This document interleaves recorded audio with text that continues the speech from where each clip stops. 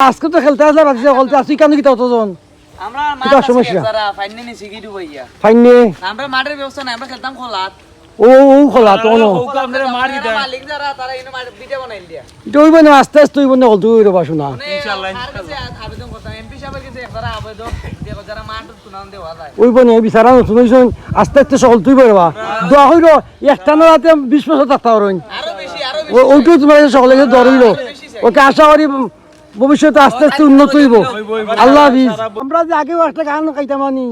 যে আষাঢ়ের জোয়ারের পানি বাড়ির দ্বারে আইলো গুণের ননলো নাইওর যাইবার সময় আইলো ওন তো মনে হয় নুকা লাগে না খালি মনে হয় আষাঢ় মাস গাঙ্গে ভরা জোয়ার ওই দেখো না গাঙ্গে নয়া পানি আমার কি মনে ছিল না খেলতাম না দৌড়ানি নাও দূরাও গিয়া সুজন মন্দিরে নাও আছে ওখানে তে অনেক তো সকল মিটাই এবার অনেক কাম করো অনেক খেলনাও দান বানাও লন্ডনী মানুষ